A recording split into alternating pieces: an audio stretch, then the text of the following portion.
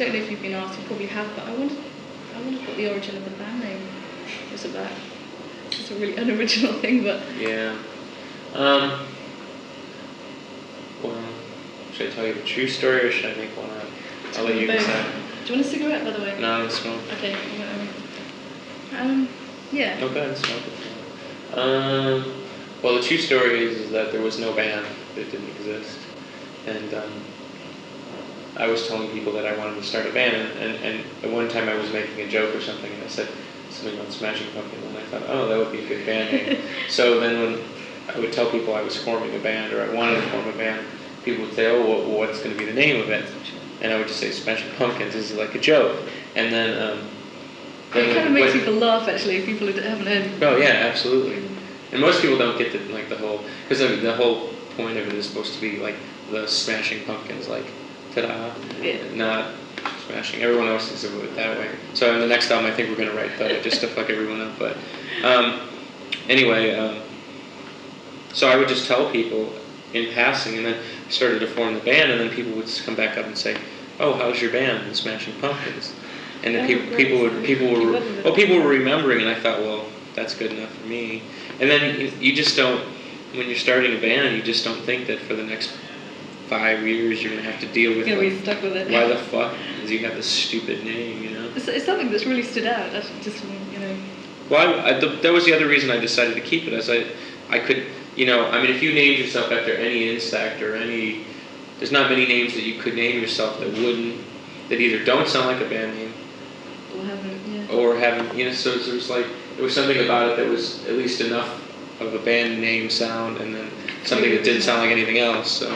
It's got a happy sound. Yeah, I played bass in a band last year, and they called themselves Kill David. I just couldn't stick with the name for a start. Mm-hmm. Well, see, right off the top of the band, there still is a band called Head of David.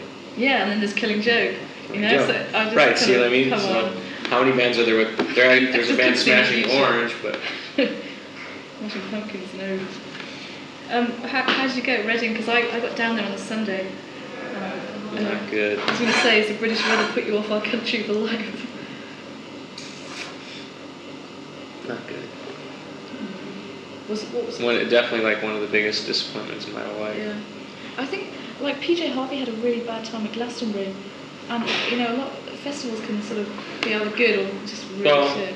I mean, this is no one's fault, but you know, first of all, you have the pressure playing in front of so many people, and when 50,000 people talk, you can definitely notice. So there's that pressure to really be good, and then you know, you don't get a sound check. You're walking onto a big, humongous stage. You have people working there who don't normally work. Your stuff, instead of usually being like 10 feet away, is 20 feet away, so it makes it sound different. That's nobody's fault, but if you get used to working under similar conditions, and then all of a sudden you're thrown to the dogs. Is it your first festival? No, we played some others, and we had problems there too. So. Is that in the States? No, we played a couple of festivals in Belgium. Oh, right. So. Yeah, the whole thing is... I think it's sad though, because the press make so much of these festivals, and to be honest, the 50,000 kids that are standing there, usually they're to have a good time. Well, like Mudhoney were really slated, and I was like, hang on, everyone enjoyed Mudhoney. I mean, that's the thing that kind of made me mad, is we didn't play really well, but to call us, the word that was used was negligible, I think is completely unfair. I thought we did well under the circumstances, and considering we're a band that's like, you know, from nothing, from nowhere. We're not on some, sub pop bands have an advantage, and you know, we're not on a major label here, and all these other things, and it's like we've done pretty well considering. I think there's such a fine line between, what a lot of people believe the journalists and how much the journalists like actually trying to further their careers. You know, once an editor said to me, "You've got to either completely slate a band or like them. You can't stand on the fence." Right. And that seems really unfair to well, and in some cases. It's like somebody asked me the other day about the difference between like public success and critical success. Yeah. And we've never had a problem like playing and having people enjoy our music and enjoying our shows. We're not the type of band that people associate with bad live performances or bad records. And I mean, considering the circumstances, but there's always been this really weird kind of like lack of critical support, from the so-called, people in the know. I think they're looking for some sort of movement, and if they don't find it... I would definitely agree with that, and I think because we belong to no movement, and we've always put ourselves in that position. And I mean, the closest comparison I can make in recent times was, when Jane's Addiction was a fairly big band, or just becoming a big band, you could find almost no press on them. Yeah. You found no one writing that they were, but yet a year later they were headlining Lollapalooza. Yeah. They were definitely the reason the thing was selling out. Humongous band, a band that people completely loved, blew everybody's mind. But yet, and the thing is 20 years from now, you'll be reading people who said, I saw them, and that's just how it goes. And I think it was probably that way for like the Velvet Underground and other bands like that. So.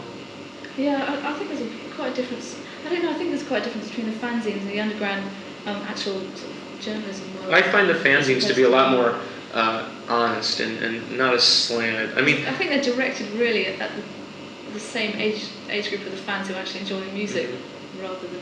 Yeah, I mean that's the funny thing about fanzines. You're either praised or completely slagged, but it also depends on whoever's writing the fanzine and what their personal opinion is, because they surround themselves with people with similar opinions.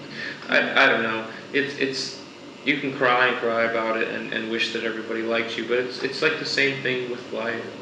I mean, I've always been the type of person that people either hated or liked, and it doesn't really surprise me. That's okay. At least people don't stand on the fence. Well, that's what my mom says. How much of the band? I mean, do you get to see families, or do you keep up with families? Oh yeah, it's just you're home so little. It really it's hard to explain, but it's like being in the circus or something, and then going over to your mom's for dinner, and your mom goes, "Oh, so how's the circus?" It's like you can't even explain. It's just got no conception of what you're doing. I mean, someone from the outside has a basic conception of what being in a rock band is like, but no one has any conception of just the constant, sex, drugs, rock and roll, stupidity, insults. You just can't explain it. It was really funny because I went to go see U2, which in Chicago would attract a pretty normal audience. Yeah. And I hadn't seen them for a long time, and I wanted to go. So I ran into this girl who I'd gone to high school with, and I'd known through school years for like 7 or 8 years. And I saw her, and she says, "Oh, what have you been doing?" And I said, "Well, I'm playing this band." She's like, "Oh yeah, I saw you in the newspaper." And then I just tried to start explaining to her, to someone who has no idea of the band or alternative music, or to them, alternative music is not even a category. Someone like that, and I just realized it was completely hopeless. There was no way to explain to this person, like, what my life or what this is all about. I mean, this is subculture. So I was up in Edinburgh because I do drama. Mm-hmm. I study drama at university, so most of my friends up there were kind of into acting and stuff, and I'm mainly on a sort of passing level. No idea about music really, and so they just can't conceive of. Yeah, it's like you can't even begin to explain to someone how important it is to other people. It's weird. And how it's so tied in. It's culturally tied in too. It's not something that you put on when you take a bath. It becomes part of your existence. You get kind of hooked on it, and yeah. I was, did you guys have any? I mean, did you go to college or university? I didn't go to college. No. Did you have any previous occupations, as Mickey would put it? Well, do you just kind of get? I've only had 2 jobs ever, besides being in the band. I used to deliver pizzas. That was one of them. On a motorbike. And that was kind of a cool job because I had that when I was in high school, and in between delivering pizzas, I would sit in the back and practice. Oh, smart. That's all right. So I practiced, 4 or 5 hours a day and worked. It drove me crazy, but. And then later on, I worked in a record store for a long time, which was really crucial too, in kind of a strange way, just because. That would be really useful, actually. Well, and it wasn't and the funny thing is, it wasn't a new music store. It was like a dusty, old so I came across all these That's singles, excellent, yeah. and I was exposed to a lot of music that I didn't really know. Well, have you heard of the Record and Tape Exchange in London? It's on No. Portobello Road. Yeah, they've got like huge archives of stuff. Right, and I mean, to have access to that and to begin to find different genres of music and why you like it, you know. And maybe that's, you know, I mean, we've been accused of being, you know, having a strange historical perspective, but it has a lot to do with it just because I had access to all that music. And most people are poor, aren't going to go and buy every, you know, James Brown record or something, you know. But yeah, I could get them. Just sort of, I can imagine being influenced by the times, by the alternative music of their time. Well, it's like somewhat of the criticism about the UK is that, you know, a lot of those shoegazer bands and stuff, Oh no. their history begins with My Bloody Valentine and the Cocteau Twins. Yeah. And It they has can't no- really see any further than what's being thrown at them. Oh yeah. That's odd. I don't know. Sometimes I think my historical perspective is it's almost like a curse in disguise. It opened me up to all different kinds of music, and it opened me up to be a lot more diverse. But I know so much about Because past you know too music much, that it's like I'll play something, I'll go, oh, that sounds like, and it'd be some no. song that no one would even fucking know. So Yeah. I fuck myself there anyway. Well, everything's got to come from somewhere, and everything's been influenced by stuff. Well, it's like my dad says, there's only 12 notes and there's only so many ways of playing them. Yeah. And that pretty much sums it up. Then you put only a few plots to. Actually, I mean, someone once said to me, there's only really What, kind of 5 plots, or isn't it? You can narrow it down right to the sort of, Yeah, I've heard that too. There's something like Desire and- 5 plots, yeah. you know, what you want and what you get. That's sort of. Well, I mean, what's life? What's the plot of life? You know, basically love and attention, avoidance of pain. Yeah. It's pretty much what life comes down to. You know, I eat so I won't get hungry, and I find someone Basic so I won't be instincts, not loved, and Get there you down to go. the animal. And what really sort of attracts you to songwriting then? Is it very much centralised on personal experiences, or does it? It's becoming more so that before I was.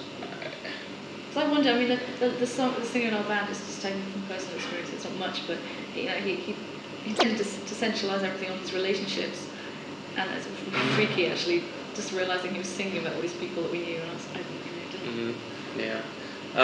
I'd say I probably have a much more universally tied viewpoint, or I'm not just writing about me, but I'm trying to comment about. There's basic truths in life, and things ring true to everyone, and. Do you find yourself drawing on drugs or bad experiences to get like emotions that you want? Or...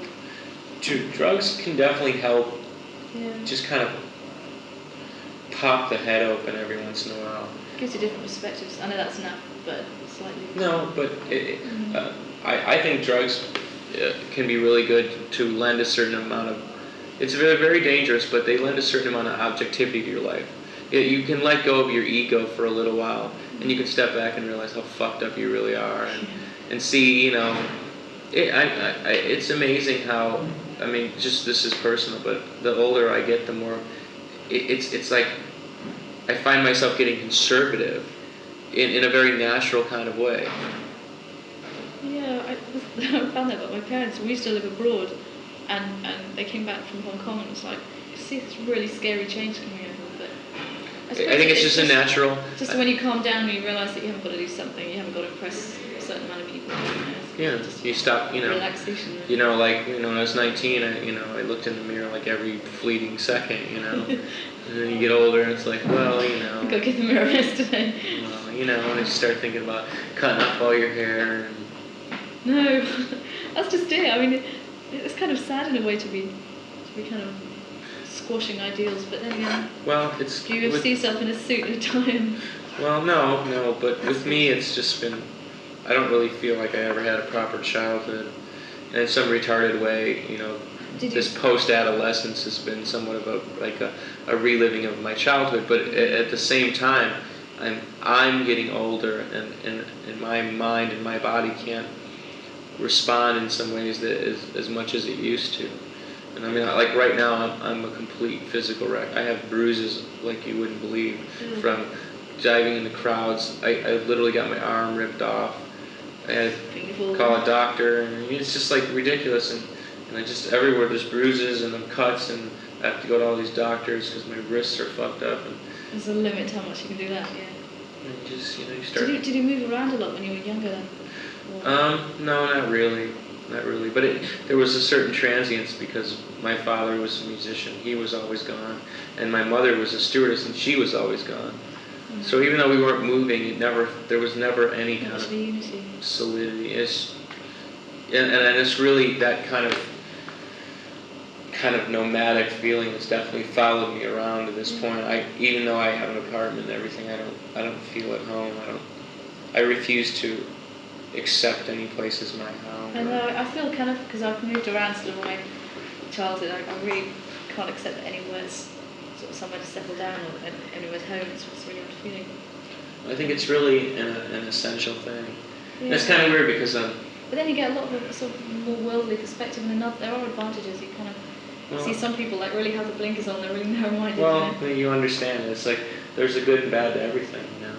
I mean, there's a freedom that you can attain by having like a career like this where you have money enough to travel and do things, but you lose something equally as valuable as sitting in your backyard and playing with a dog. Yeah. There's a validity to everything, and this is kind of going backwards, but that's where I think drugs in some ways have helped me kind of gain a more universal perspective and realize that what's right for one person isn't right for another.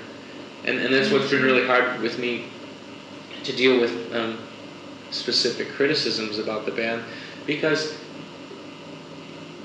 how do you differ then as a band? I mean, how does the rest of the band sort of around you make it some kind of family or that's a really difficult question at this point. I would use the word family, but like a family, what those people really mean and what their true roles in life really begin to blur, because you so accept them into your existence and they become such a part that you don't focus on those people anymore.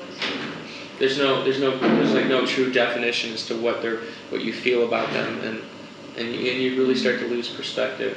And I think with us more than anything, the band's just at moments completely lost perspective about what this is all about and why we're doing it and why we even bother. Is that just too much touring now, You sort of take it, because sometimes you can get overtired without realising you sort of have a bit of relaxation and come back to it. I think it's also it's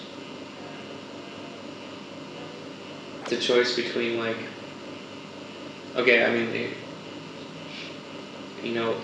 my wrist is completely fucked up.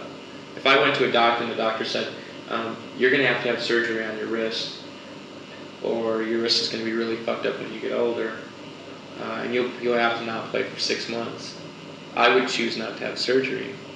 Because it means someone, yeah. Because I would rather live like a fucking maniac for 5 years and then fuck the rest of my life, because that's just the way that I feel. Because you're only young for a certain amount of time. Well, I don't know. Yeah, a lot of the older, so few older rock stars have any respect in the music world. I feel I've wasted so many years. Just wasted so many years in my life already. Just fucking off. No, I mean, then again, there's something, people like Nick Cave are still going strong. And, he's some kind of guru with it. Well, but I also, sometimes with people like that, I really question. I mean, if there's talent, the talent comes through. But it's hard for me to deal with people who are not, pushing themselves to that limit. Like someone like Tom Waits to me is someone who consistently pushes himself to an absolute artistic limit. Yeah. Someone like Andrew Eldritch, it's that's when what brilliance did exist is long lost in some haze. How much do you really attach to image? I was going to sort of ask you about the image thing, because so many bands rely on their image so solely for about maybe 5 years, and then when fashions change, they're chucked to sheep. Well, from a completely, I don't mean to sound so clinical and calculating, but from a completely business perspective, bands that have a very specific image do better. Yeah. because, and I mean, there are exceptions, of bands that don't have any image and manage to sell lots of records. But for the most part, when it comes to rock or music, people like to attach the music and the moment and the image, and it all kind of comes together in some kind of sick, makes sense. Some kind of glamour. Duran Duran is a perfect example, I remember Dave when it. But people have asked us about our image, and we just laugh because the image of the band is just the image of the people. Yeah. We are what we are. It's funny that there's so much of the image has not really changed from the 60s. There's so much of the clothes. I'm talking about clothes, really, perhaps. No, it's true. It's sort of come back. I think people are looking for some kind of punk thing coming back in Britain, and it's just like it's not going to happen. Not in the political climate either. I don't think so. That people keep thinking that the musical revolution or whatever that's going on now is some reaction against an establishment. It's exactly the opposite. It's a reaction against the way that people feel. It's not an us versus them attitude. It's an us versus us. People are completely uncomfortable with their person and their lives, and they're unhappy. Because a lot of people aren't as politically minded as they were a few years ago. People, they were more concentrated. At least not in a specific, They want change, but they don't. People are so. America's a perfect example. People are so just burnt out by the political process, and you just hear the same things over and over. I keep thinking in terms of Britain. No, that's fine. Yeah. How do you find, like, compared to your American and British following, how they differ? I don't know. It's hard for me to say. The reaction seems the same, but I seem to understand it much better when we're in America. But because I'm not so far removed from that same kind of sentiments. I don't understand what drives, the 16-year-old British teenager.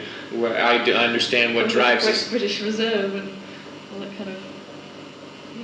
What kind of fan mail or fans do you get? Do you get any really weird requests? Get some pretty weird. People writing from insane asylums. Really? Darcy gets all sorts of strange mail because she's a girl. Yeah. I love you. I get weird shit like 14-year-old girls writing me poetry, and girls sending me pictures of their modeling pictures. Oh my God. Do you ever respond to any of the letters? Or? I do sometimes. Mm-hmm. Mostly because I just want to. People build this thing, I did it when I was young. And they build somebody that they listen to or see up into some superhuman. And sometimes I just try and write and shove it, and then I'm just as, and I think that a little bit of humility and a little bit of humanity when it comes to things like that. I think that's a lot more inspirational. Yeah. I meet people and they say, "I can't believe you're so nice." It's like, what would you expect? I know but see, some people have in their mind that they have a preconceived notion of what someone they have this rock star thing. A lot of people have the idea that when bands get successful, they'll get really complacent and really. No, they do. I suppose some do. We have our moments. Yeah. I mean, we're not even that successful. I can't imagine what drives someone like, R.E.M. or somebody like that. I mean, you've got everything you ever wanted. You've got gold records, money, cars. So what do you do now? I mean, I guess hopefully at that point then it just becomes a purely artistic endeavor. Yeah. I mean, what was your attitude towards labels? Some bands are so adamant that they'll stick with small labels, independent labels. My attitude has always been what's ever best for us. Mm-hmm. I didn't care who. I mean, perfect example is, we're signed to Virgin worldwide, and we're on Hut in the UK. Do you read much? I was wondering if you had any literary influences. I read a lot on my own. William Burroughs is definitely my main. Do you take any of the stuff from the books you read and put it into songs? No. Any ideas? No. I mean, it goes back to the same idea that there's just certain things that to me make sense. And a lot of times all I'm doing is reconfirming what I already believe in. There's not many new ideas, you know. I don't know. Yeah. It's a weird thing to talk about. I don't know. Do the rest of the band write the songs or contribute? Is it just you? Not really. Does the songwriting? Very little. I mean, even right now, there's two things that we're playing that James. It'll be something along the lines of like James will come up with a part and then I'll turn it into a song or something. The songs in the end usually are not. Do you associate much with them, or do you hang around much with them? Yeah, you can't help but not to. There's just so much shit you gotta do, and we practice. We've gone to like practicing almost every day. Yeah. So we see each other almost every day. What about the rest of the American? I don't know. I don't like using the word grunge, but kind of a lot of the sub-poppy bands. Do you see much of them, or do you? No. Pretty keep being much. I can imagine this little circuit of. You get to know people, you know, Yeah. and then when they come to town, you go see them. Cool. We know, like, you know, Ted, we know Afghan Wigs, you know, Nirvana, we know. There's tons of bands, you know, you go see them. You know. Yeah, I spoke to Nirvana at Reading, and it was really sad to hear Kurt go on about how Courtney was really slated to make Yoko Ono in the 90s. Yeah, but she's also set herself up for that. Yeah. So. I mean, I went out with Courtney. I know her very well. She's put herself in this. The shame of it to me is just that she's an immensely talented person. And she should just get out there and carry. I remember reading the reviews, and they were whole getting to this kind of peak, and they just carried on. What's on the first whole album? She'll. If she ever makes another album, she'll put that one into the dust. She has that much talent. Yeah, and she's really like her own kind of genius in a strange kind of way.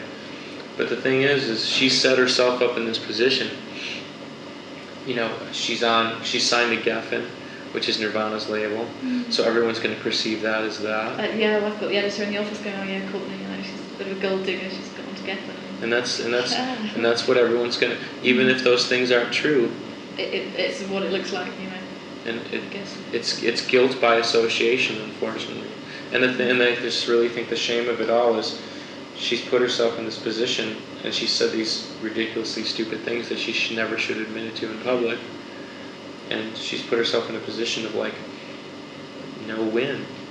People won't let her win. They'll always try to bring her down, and she's given them ammunition to do that.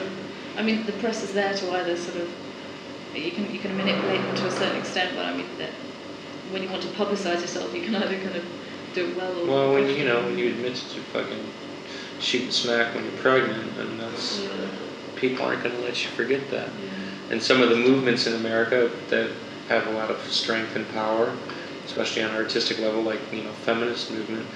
They're not going to want anything to do with her. I think it's an awful, terrible shame. I really do, because ultimately the biggest sacrifice of it all is going to be the art and the music that she could make, and she's sacrificing that is just too bad. Yeah, that's a shame. I wondered if you guys had any time to get away. What kind of holiday would be your ideal sort of holidays? I mean, do you sort of I can't. I don't go anywhere. My brain is, no matter where I go, my head totally is centered on, not centered. It's I'm just born fucked, and you'll always be fucked. It's the way that do you I ever feel. fancy about travelling though? Kind of sort of travelling by yourself with a rucksack somewhere, sort of bumming off. I think about it. I have a sort of ambition to do that at some point, but it's like it's like a year out of your life, and I can't imagine this year yet for a long time. I'm scared to be alone. Yeah. I can't. Yeah, to be honest, I like a lot of peace and quiet sometimes, but without people around me, it's another. I really enjoy peace and quiet when I know somebody's in the next room. Yeah, I mean, it's weird. It's really good sitting in places like cafes, not pubs, but cafes where you know everyone's around you, but Everything about life makes me lonely. even playing gigs. Well, what with all those fans though, appreciating. It doesn't make any difference. I suppose a lot of performers go through that kind of. It doesn't. They change. don't know you. It's a very impersonal thing to be playing in front of them. No, I don't feel that way, but I just it doesn't really change the way that I feel about myself. Find yourself closer to your family though, to your parents now or more? No, not really. I'm a man without. I actually need to say man. I'm a boy without faith, religion, hope. Oh no, sounds drastic. Sure. What do you ever envision a family for yourself in the future? I mean, I suppose that could change things. I don't know why anyone would wanna. I'm starting to talk doomful, but I just don't know why anybody would want to share this life. This is an awful life to live. I suppose fellow musicians will be used to it. I tried that one, but she married someone famous. So. Oh no. Well, I mean, maybe she wasn't worth it then anyway. She's fucking up her own life then. How much do you dwell on relationships? Do they sort of really alter your life, or do they? Yeah, I think I don't. Picking fruit from the trees is not living. It's the interaction of people. I think conversation is the ultimate expression in life.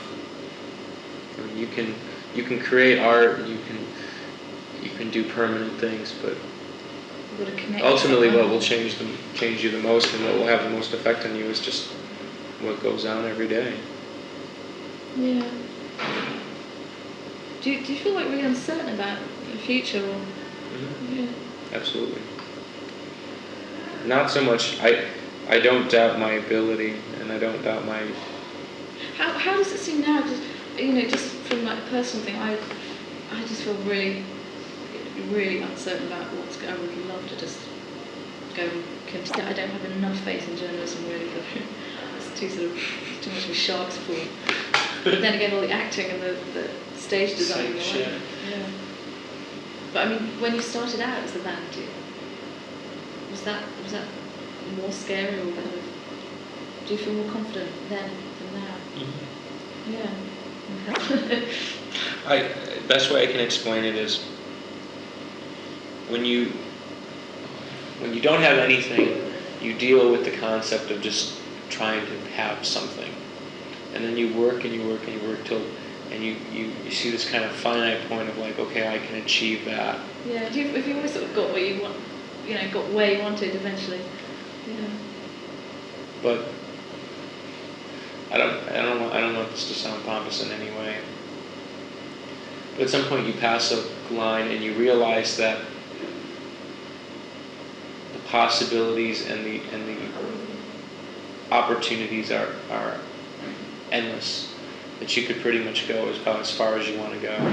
You realize that you have something that will always be present. I mean, that does not go away. There's a quality or something that's. So it becomes the game doesn't become just creating. The game becomes how good, how far can stretch. How so big. If you talk about talent, then how do you know that? How do you have the confidence to know that you can sing? When you taught to sing, or do you just sort of just? No, I taught myself how to sing. Yeah. I don't know. It's a different kind of confidence. It's not confidence that most people would understand. I attribute it almost to like a spiritual thing. You kind of peer in and you see what God has given you, and you realize the limitations and the possibilities that you do have. And I feel that like I've been given some really tremendous gifts, and I'm such a fuck up that it's the only thing that's keeping me from getting at them. You don't seem to be doing too badly at the moment. It's got some good stuff out there. I really couldn't. It's funny. I really couldn't compare you to any current band at the moment. It's very sort of indie music stuff that is doing well in the midst of so much attention on a certain grunge aspect. I believe that we're just, we're like a horse that runs on the outside. That's all. So I know this, you can yell at me now, but I see something of what you talk about, something similar to the Doors. I don't know if anyone's ever mentioned that. Yeah. A lot of the stuff that Jim Morrison came out with was very sort of philosophical in the same kind of. I could relate to that in the most basic of ways. Yeah. It's the same idea that, He was pretty there's the play that you think is going on, and then there's the real play. It's like, when I watch a puppet show, I don't watch the puppets. I try to see who's holding the strings. Yeah. That's the way that I feel, and that's what life is about. It's not about what you see. It's what. I know there's a subtext and something hidden with just about everything. Yeah, people have a lot of masks where they. It's like when you meet someone new. What goes on, the way they behave with you may have nothing to do with you. You're just another. I always find it difficult sometimes to interview people because you're talking to someone who sort of, you're not connecting on any normal kind of level as you do with friends or family. It's somewhat of an artificial thing. I mean, it was very difficult to actually hold any credibility of actually interviewing people until I realised that, well, to a certain extent, it's all part of the business of publicity, and to sing you need to be a band need publicity and out there. But I try not to think of it like that. Yeah, it gets kind of cold if you do analyse it. I don't know. Oh, you end up like him, fat and dead. But he was so dark, but I don't think he was that dark. Reading stuff on him, well, people really underrated him. Well, he also didn't really. I don't think he really fulfilled his artistic promise in the end. Because the first Doors album is really outstanding, and then the vision after that was really really not as strong. I mean, the stuff he did at film school worked with some pretty. I think at that stage he was still. Yeah, there were some influential people who later go on to. I mean. All the Nietzsche stuff he wrote. But sometimes I tell my friends, it's like once you figure out the game, you can't help but it changes you or something, and that's what I feel like. I feel cynical. I don't know if it makes you more cynical. As long from the time you're born till you're 18 years old or whatever, you're made to believe, and not necessarily under false pretenses, that there's a construct to society and a way of doing things and a way to live. Right. Yeah. And slowly but surely, some people just fucking pop off and go off when they don't care. Me, it's been something I've encroached inch by inch. It's taken me a long time. I mean, the first thing was like, okay, my hair and the way I dress. But deep down, I didn't really. It's not that I didn't believe in an alternative lifestyle, but I truly wasn't living my own vision of my life. Yeah. So you have something you're sort of working. You're still working towards. No, absolutely. Yeah. I used to think of. The younger version of me would think of someone who was like a junkie as like an idiot, and the mentally ill as like somehow subpar. And then as I've gotten older, I've realized that people who let themselves go are only really responding to the voices that everyone hears. And once you strip down the barriers and the chains that really hold you to this idea of a conception of our life, this proper moralistic way, then everyone's mad at heart. Everyone really changes. We used to talk about madness, yeah. But it's such a fine line between. I don't know if I'm a whore because I was born a whore or because I just don't believe in morality, or it's like. Yeah. I'm not sure where it begins and ends, but who's got right to say? Who's got the authority to say this is right, this is wrong? Did you say you were religious or not? Or did you meditate or anything like that? Actively? I tried to meditate, but I just don't have. I don't have the patience. You've got to sit there for kind of a long time. yeah. It's like my mind is. I mean, and that's definitely. It definitely helps. My way of meditating is like taking a walk. Yeah. And I count to 4 over and over, and sooner or later my mind kind of clears. I've been doing this exercise where you get up in the morning and you write 3 pages no matter what it's about. I just write "I'm a loser" 100 times. Or whatever. God. Yeah. The idea is to drain your head of like whatever crap. Whatever. I don't do that. Well, I used to write a really extensive diary every night, and to be honest, I found that I used to get to analysing things so much that. I kind of saw too much into situations and found that when I stopped writing it, I took things on a more surface level, so just kind of existed from day to day without. I don't know which is worse, to be honest, without thinking about things too much or not enough. I see it as like the last attempt at like holding on to sanity. You get to the point where your own monsters in your head are so immense that you're completely immobile, you can't do anything. Yeah. And when you're an artist, if you can't work, then you are nothing. Feeling of like really touching rock bottom and sort of getting that. Yeah. It's funny though, I mean, so many people I think do go through that sort of thing. But it's funny how you can be sort of completely down at one minute and then be really high the next. Just when somebody can say something or you sort of go outside and do something different. That's me. Yeah. I'm painting a pathetic picture of myself. I think that a lot of people kind of do that. I used to get really down in sort of 14, 15. So I moved to another school and really couldn't be bothered to make any friends again. Yeah, it's amazing how low you get. I think other people have, talking to friends, and you tend to talk about this quite a few years on. Other people do the same thing. Yeah, it's like this. Well, I think as long as you have a dog, you're all right. They're cool. Don't get a cat. Cats don't make you feel any better. Where have you got a cat? Where have I got a cat? At home. Oh.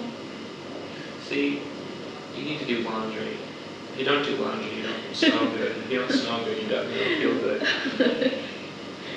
I know, because we had a really useless washing machine last year, and washing things in the bath after a few months just becomes so much of a hassle. You stop washing it. Well, I've been in Europe for a month and I haven't done one laundry load. It's the worst So thing. Lord knows where this shirt's been, but it could crawl on its own 2 legs. It's when it stands up by itself. That's yeah. right. That's smart. But no one can smell you when you're on stage. You've got a right to be sweating then anyway. Do you get a lot of adrenaline going before the gigs? Or? Sometimes. It's been hard on this tour just because I don't feel like we're here for any reason except just to sell more records. It's just not necessarily the best feeling to have. How long are you going to be touring? This is it. The last gig? Yeah, this is probably our last gig of 1992. Oh, that's cool. I need to use that to motivate myself. Yeah, so... Have to write that one down. Back into the studio. Yeah. Make that second album. What do you prefer, being in the studio or being in public? Sleeping? Yeah, sleeping's good. That would be nice. That's number 1. I got back from Edinburgh just... Then there's laying down, that's number 2. Yeah. And what, writing? Do you find it frustrating to sit and write? Or does it... It's either or. It's really exhilarating or it's horrible. Yeah. To have a piece, your mind has to be not at rest because things will motivate you, but you have to have some sense of order in your head. If you're schizophrenic, it's just... kind of difficult, really. Yeah. You're writing articles, is to say. I did this really good exercise in with this writing thing that I've been doing. They tell you to write 10 positive things about yourself, and then also write down whatever comes into your head. Yeah. So, you write, I, William Corgan, am a great artist. And the first thing that pops in your head is like, good. You're terrible, you're awful, you're rotten, you suck. But there's got to be good with the bad, No, but I'm saying those voices are crippling. Forget about them, okay? Because, I don't know, as long as you... I don't know, I have a lot of respect for artists because they're making a lot of other people happy. So you get nurses and doctors who do it sort of physically. Mm-hmm. And then you get people who do a lot of spiritual stuff. Well, that's all fine and good, but ultimately they're just selfish people who want for themselves. Yeah, but okay, whatever they want and feel like, they're still doing it. They're still producing music that makes people happy, whatever they do themselves. I guess so. Which is a good thing. I wouldn't trust an artist as far as I could throw him.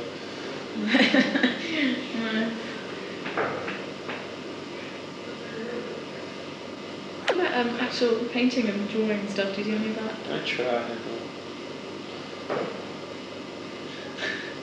Music I can do, other things I can't. I feel stilted by knowing, you shouldn't think that way. It's the wrong way to think. Art is art, whether it's good or bad. Expression is, you should just worry about expressing and not worry about how well you do it. How well it's going to be received or how it stands up next to Salvador Dali. Yeah, I'm reading these adverts and stuff, they're getting into degrees in rock and roll and stuff. And that just seems really crazy. But I suppose it's going to happen eventually. Where do you see yourselves in, say, 30 years' time, or is that too scary? Or too kind of... The band? Or me? You, or I don't know, you, maybe the band, whatever. The band would be long gone. Me? That would make me 55 years old. Wow. I don't have a lot of confidence in my ability to live. At this point in my life, I'd say I'd be dead. Well, don't do any overdoses. No. I'm more a wrist slitter.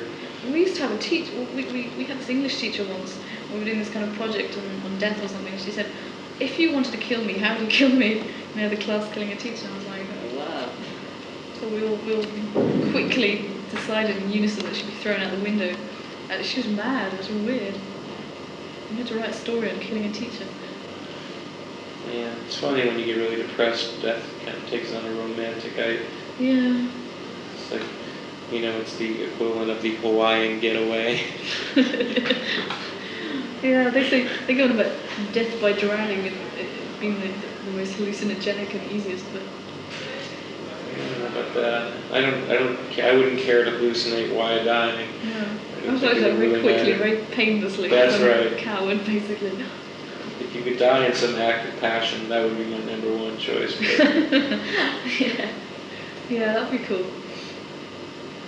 Do you believe in afterlife and things, or reincarnation or something?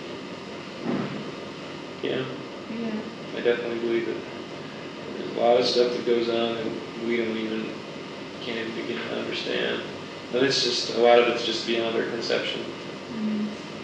Well, an electric field, isn't it? Who knows? Does it really matter? Not really. It's just an excuse to be good or bad. Some use it as an excuse to be good so they won't get punished later. And some use it as an excuse to be bad because it doesn't matter, they're coming back anyway. As a dog. I would like to come back as a turnip. As a turnip? So that's pretty close to the How's that? I can't top that.